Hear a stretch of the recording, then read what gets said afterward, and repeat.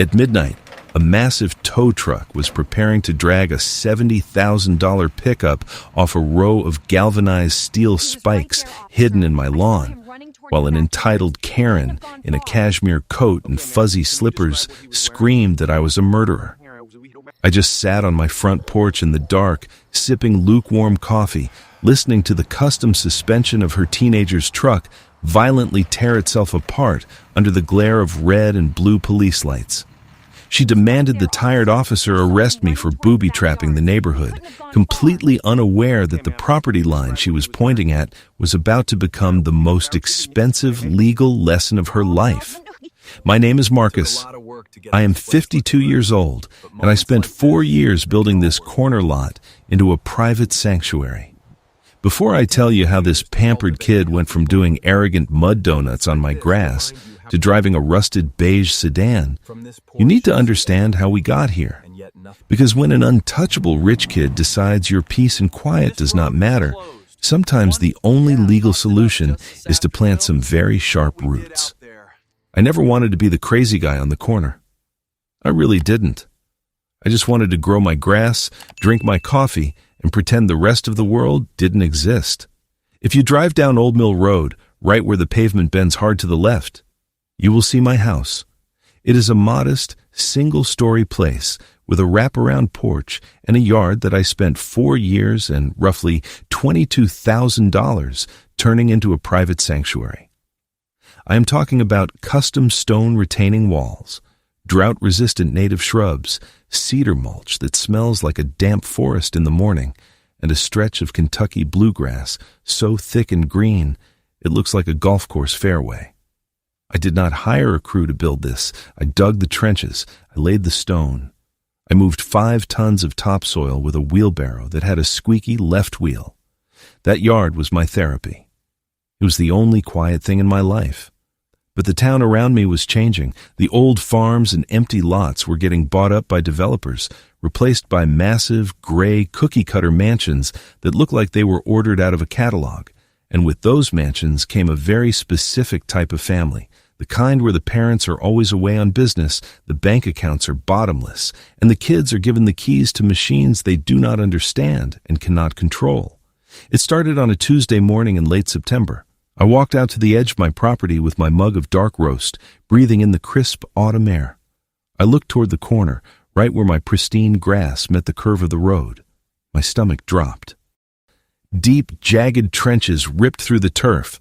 Mud was thrown everywhere, splattered across the decorative boulders and caking the pristine white cedar fence. Someone had taken the turn too fast, purposely swung their back end out, and let their tires chew through my property just for the fun of it. I stood there for a long time. The coffee in my hand went cold. I felt that tight, heavy knot forming in my chest, the kind that tells you your peace and quiet is officially over. I patched it. I bought bags of soil, new seed, and spent my entire Saturday fixing the damage. I told myself it was a one-time thing. Some drunk idiot lost control. It happens. 2 weeks later, it happened again. This time, they took out a small Japanese maple I had planted for my late mother. The trunk was snapped completely in half, the leaves crushed into the muddy tire tracks. The tracks were wide, deep, aggressive treads, off-road tires. I decided to start sitting on my porch on Friday nights. I did not turn on the lights. I just sat in the dark, watching the curve. It did not take long to find the culprit. Around 11:30 that night, I heard it coming. The obnoxious, deafening roar of a straight-piped exhaust echoing through the trees. Headlights swept across my living room windows. Around the bend came a pickup truck, but not a work truck.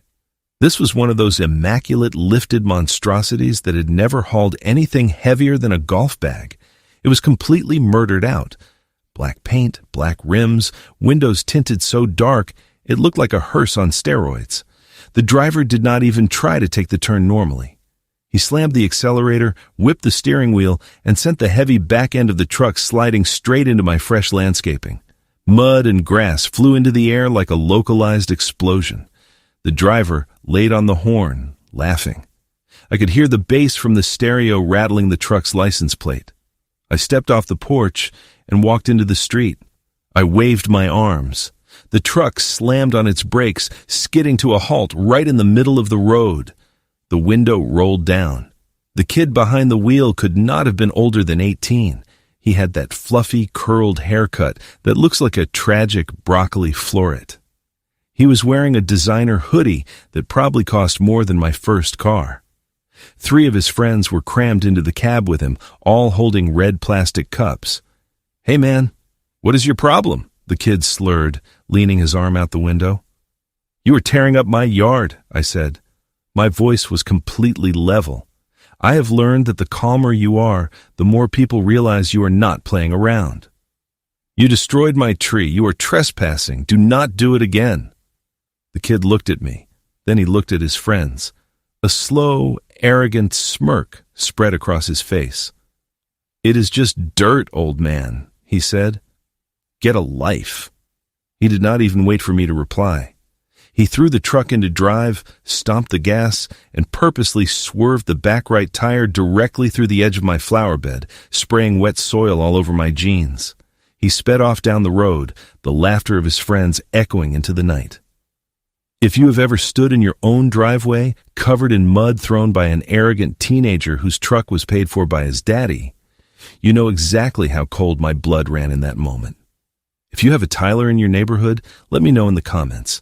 Because we all know a Tyler, and we all know they never stop until a brick wall stops them. I went inside, changed my clothes, and called the non-emergency police line.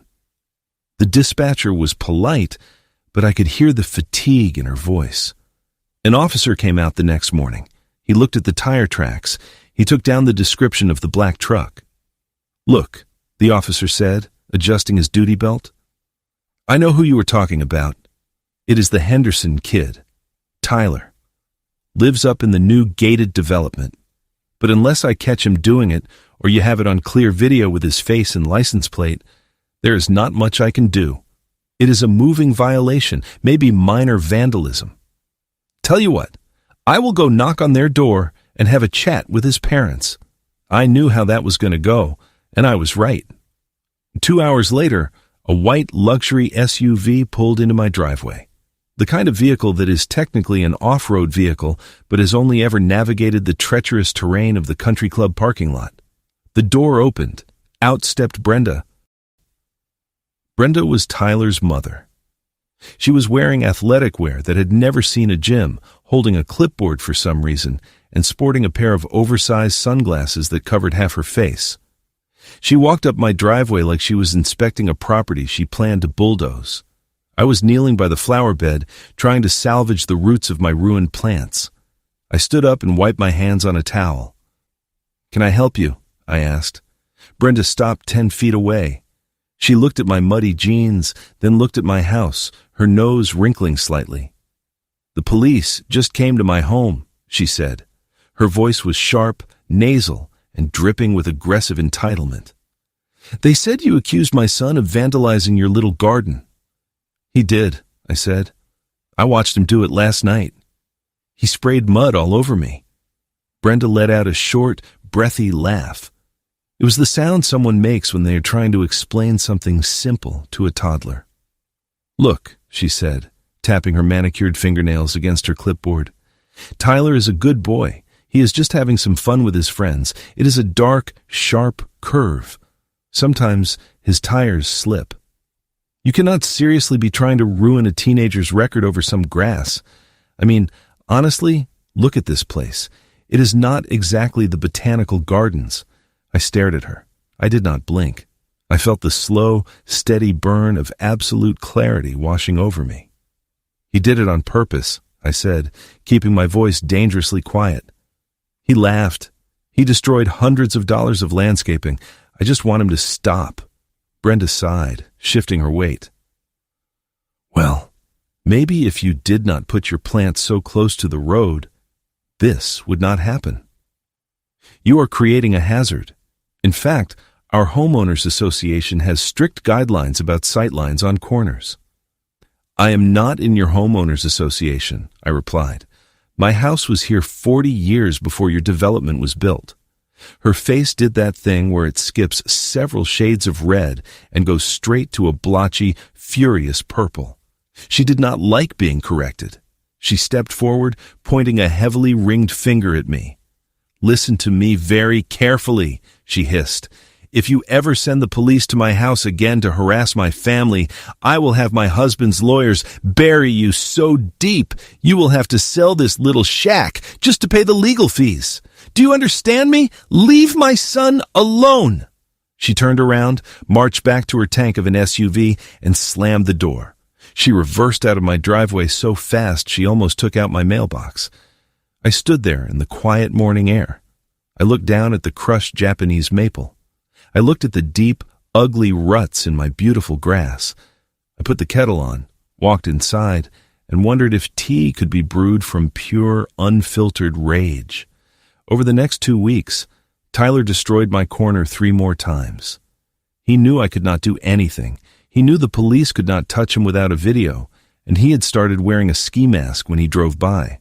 The sheer audacity of it was breathtaking. He was treating my property like a personal playground because his mother told him he was untouchable. I tried the obvious solution first. I bought 3 massive decorative granite boulders. I had them delivered and placed right on the edge of the grass, hoping they would act as a barrier. That was my first mistake. You see, I underestimated just how much free time a bored rich kid has. The very next weekend, I woke up to the sound of grinding metal. I looked out the window. Tyler had backed his truck up to the boulders. He had unwound the heavy-duty winch from his front bumper, wrapped the steel cable around the rocks, and dragged them straight into the middle of the street. He left them there, blocking traffic, and drove off, tearing up a completely new section of the lawn on his way out. The city fined me for obstructing the roadway. I had to pay a crew to come move the rocks back.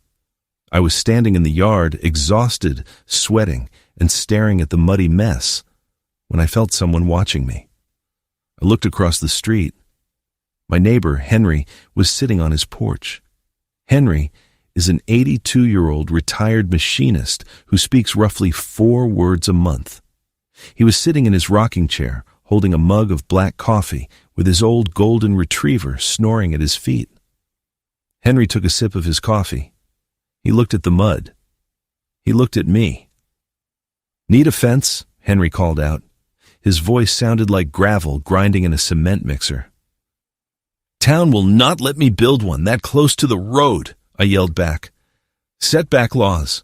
Henry nodded slowly. He took another sip. "Plant something deeper." He went back to staring at the trees. Plant something deeper. I walked inside and opened my laptop.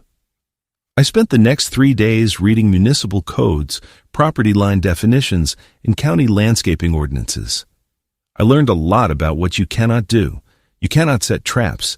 You cannot put down traditional police spike strips. You cannot build a wall within 10 feet of the asphalt. If you purposefully engineer a booby trap to harm a person or a vehicle on a public right-of-way, you will go to jail, and Brenda's lawyers would own my house. But I also learned what you absolutely can do. You can protect the root systems of your large decorative flora. You can install commercial-grade, heavy-duty landscape edging and deep-root aeration spikes, provided they are entirely within the boundaries of your private property. I hired a professional surveyor. He came out on a Tuesday afternoon and drove little wooden stakes into the ground with bright pink ribbons. The stakes marked the exact legal edge of my property. Turns out, my property line extended nearly 2 feet further toward the road than I thought. Tyler had not just been clipping the edge. He had been driving his heavy truck right over the middle of my land. The next day, I drove to an industrial landscaping supplier 3 towns over. I did not buy the flimsy plastic edging you get at the local hardware store. I bought 20 feet of commercial-grade, 1/4-inch thick steel lawn edging, and I bought something else. Boundary spikes. These are solid galvanized steel rods used to anchor heavy retaining walls into shifting soil. They are 2 feet long, as thick as my thumb, and tapered to a sharp point at the top. I bought 40 of them. When I got home, I went to work. I dug a trench along the entire curve of the corner, keeping it precisely 3 inches inside my legal property line. This was the hardest physical labor I have ever done. The soil was packed tight with clay and rocks. Blisters formed on my hands and immediately popped. At one point, my shovel struck a massive buried tree root. The impact sent a shockwave up my arms that made my teeth rattle. I dropped the shovel, fell to my knees, and seriously considered giving up. It felt completely hopeless. I was a grown man digging a moat because a teenager would not leave me alone. I looked across the street. Henry was on his porch. He raised his coffee mug just an inch, a silent salute. I picked the shovel back up. I laid the thick steel edging down in the trench. Behind the edging, facing the road, I drove the galvanized steel spikes into the earth. I used a 10-pound sledgehammer, driving them deep into the clay until only about 5 inches of jagged steel protruded above ground level. They were angled slightly outward toward the road. I placed them exactly 6 inches apart, a solid wall of hidden metal. Then came the camouflage. I filled the trench back in with loose topsoil. I planted a dense row of ornamental fountain grass right over the spikes. I covered the base with a thick layer of dark cedar mulch. When I stepped back and looked at my work, you could not see a single piece of metal. It just looked like a beautiful, tall row of decorative grass swaying gently in the wind. Perfectly legal, perfectly harmless. Unless, of course, a 3-ton vehicle traveling at 40 miles an hour decided to plow through it. The trap was set. The bait was nothing but my own misery. If you have been waiting for the exact moment this kid's suspension turns into modern art, hit that like button. We are about to paint. I spent the next 3 nights sitting in my dark living room, watching the window. It rained on Thursday. Nothing happened. Friday night rolled around. The tension in my neck was so tight I had a raging headache. At 11:45, the silence of the neighborhood was shattered. I heard the deep guttural rumble of the exhaust a mile away. The sound bounced off the trees, growing louder and more obnoxious by the second. I stood up and walked to the window. The headlights hit the oak tree in my front yard. The engine revved, a high-pitched scream of a V8 being pushed to the limit. Tyler was coming in hot. I watched the black truck swing wide into the oncoming lane to get a better angle. He cut the steering wheel hard. The heavy rear end broke traction, the tires squealing against the asphalt. He was aiming perfectly for the corner of my yard, right where the new tall grass was planted. He was going to wipe out the whole row. The front right tire left the road and hit the dirt.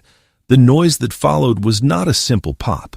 It sounded like a bomb going off inside a metal trash can. Bang, crack, screech. The heavy-duty, off-road tire met the galvanized steel spikes at 40 miles an hour.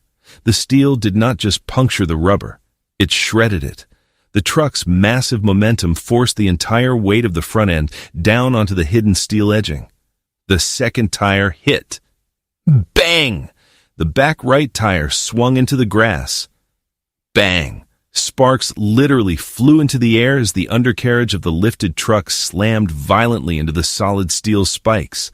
The entire truck violently lurched sideways, the front end bearing itself into the soft dirt. The suspension groaned, a sickening metallic screech of steel snapping under pressure.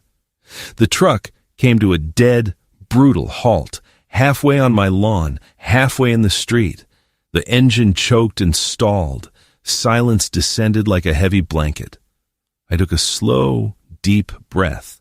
I picked up my mug of coffee, opened my front door, and walked out onto the porch.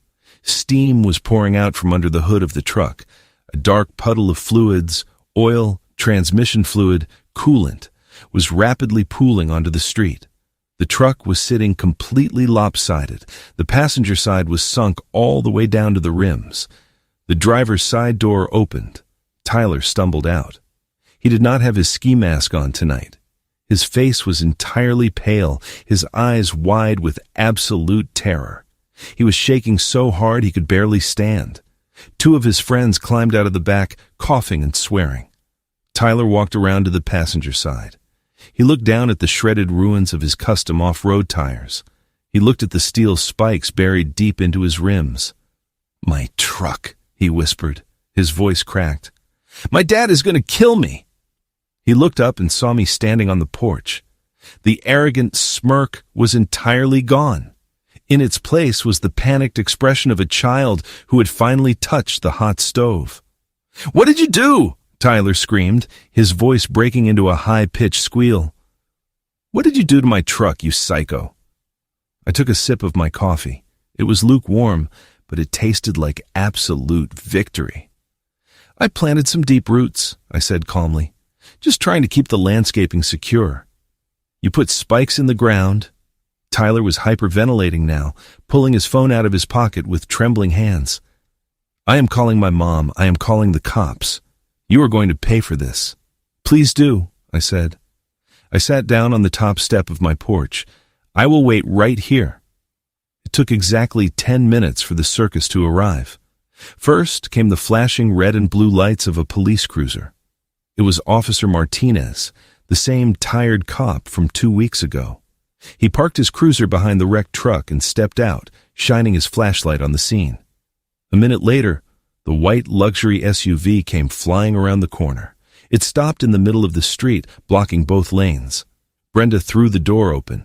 She was wearing fluffy pink slippers and a long cashmere coat over her pajamas. She did not look at her son. She did not look at the truck. She looked directly at me.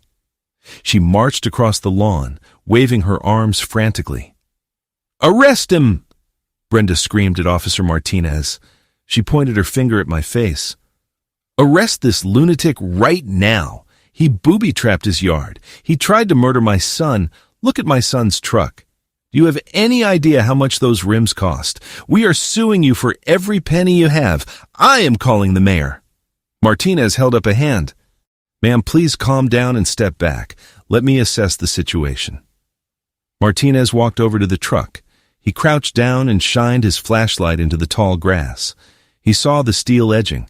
He saw the massive galvanized spikes, now hopelessly wedged into the shattered suspension components of the truck. He stood up and shined his light on the pink surveyor ribbon tied to a wooden stake just a few inches away. He walked over to me. "Are those spikes on your property?" Martinez asked quietly. "Yes, sir," I replied. "I had a licensed surveyor out here on Tuesday. The markers are right there. The steel edging is exactly 3 inches inside my property line. I installed deep-root aerators to protect my ornamental grass. It is completely compliant with county landscaping ordinances." Martinez looked back at the truck, then at the deep ruts the truck had carved into the asphalt before it hit the grass. "Well," Martinez said, pulling out his notepad, "it looks like a single vehicle accident caused by reckless driving and trespassing." Brenda let out a sound like a dying bird. "Trespassing!" she shrieked. She stomped her fuzzy slipper into the pavement. "He put weapons in his dirt. He targeted my boy." "Ma'am," Martinez said, turning to face her, his voice hardening, "your son lost control of his vehicle, crossed a marked property line, and destroyed this man's landscaping. The objects in the ground are on private property. If your son had kept his truck on the public road, where it belongs, he would not have blown 4 tires and wrecked his suspension." "But he is just a boy," Brenda cried, waving her hands. "It was an accident." "An accident," I said, speaking up for the first time. I looked directly into Brenda's eyes. "He has torn up my lawn 5 times. You told me he was just having fun. You told me to move my plants." Brenda opened her mouth to yell again, but nothing came out. She looked at the truck. The front right axle was visibly bent. The steering tie rod was snapped in half, dangling uselessly onto the pavement. The custom rims were scratched, gouged, and crushed. The damage was spectacular. Just then, the tow truck arrived. The driver, a massive guy with a beard down to his chest, hopped out of the cab. He walked around Tyler's truck, whistling softly. "Man," the tow driver said, chuckling, "you really wedged this thing in here good. The suspension is sitting directly on those metal stakes. I am going to have to drag it off. It is going to tear the hell out of the undercarriage." Tyler let out a loud sob and buried his face in his hands. Brenda rushed over to the tow truck driver. "You cannot drag it. You have to lift it. You will ruin the exhaust." The tow driver looked at her, then looked at the heavy-duty truck. "Lady, this is a flatbed, not a crane. I pull it backward or it stays here forever. Your choice." Brenda stood completely still. The realization was finally washing over her. There was no HOA manager to complain to. There was no lawyer who could fix this tonight. Her precious, untouchable son had driven his $70,000 truck straight into a wall of pure consequences, and she was going to have to watch it get dragged away. "Pull it!" she whispered bitterly. I sat on my porch and watched the entire show. The tow driver hooked the winch to the rear hitch of the pickup. He engaged the heavy gears. The thick steel cable went taut. The sound of the truck being dragged off those galvanized spikes is something I will cherish for the rest of my life. It was a horrible, agonizing chorus of snapping metal, scraping steel, and tearing plastic. The spikes held their ground. They ripped through the plastic wheel well liners, tore a heat shield entirely off the exhaust system, and scraped the entire length of the oil pan. When the truck finally popped free and was winched up onto the flatbed, a fresh wave of fluids dumped onto the street. The truck looked like a wounded animal being hauled off to the slaughterhouse. Brenda did not say another word to me. She grabbed Tyler by the arm, shoved him into her luxury SUV, and slammed the door. She drove away in silence. Officer Martinez handed me a slip of paper with an incident number on it. "You know," Martinez said, looking at the bent, fluid-covered spikes in the dirt, "those are some very effective root aerators." "They do the job," I said. Martinez tipped his hat and walked back to his cruiser. The neighborhood was completely quiet again. The flashing lights disappeared around the bend. I was left alone in the cool, crisp night air, surrounded by the smell of hot motor oil and crushed cedar mulch. I looked across the street. A single porch light was on. Henry was standing at the railing. He did not say a word. He just slowly raised his coffee mug in the air, held it there for a 3-second count, and walked back inside his house. The next morning, I went out and assessed the damage to my lawn. The ornamental grass was crushed, and a few of the steel spikes were severely bent from the impact, but the truck had not made it past the barrier. The stone retaining wall, the Japanese maple replacement, and the vast majority of the lawn were completely untouched. It took me a few hours to pull the bent spikes out, straighten the edging, and lay down fresh mulch. By noon, you could not even tell an accident had happened. I never heard from Brenda's lawyers. I imagine any lawyer worth their salt looked at the police report, saw the words trespassing and private property, and told her she was out of her mind. I did receive a check in the mail a month later, processed through their auto insurance company, covering the cost of the damaged landscaping and the ornamental grass. As for Tyler, I did not see him driving for a very long time. When I finally did see him about 6 months later, he was not behind the wheel of a lifted, murdered-out beast. He was driving a faded beige 4-door sedan from the late 90s, the kind of car that shakes violently if you take it above 50 miles an hour. He drove past my house doing exactly the speed limit. He kept his eyes locked straight ahead. He took the curve with a slow, cautious precision. He did not even look at the grass. I poured myself a fresh cup of dark roast, stepped off the porch, and walked out to the edge of my property. I reached down and ran my hand over the soft green blades of the Kentucky bluegrass. The morning air smelled like cedar and damp earth. Everything was exactly the way it was supposed to be.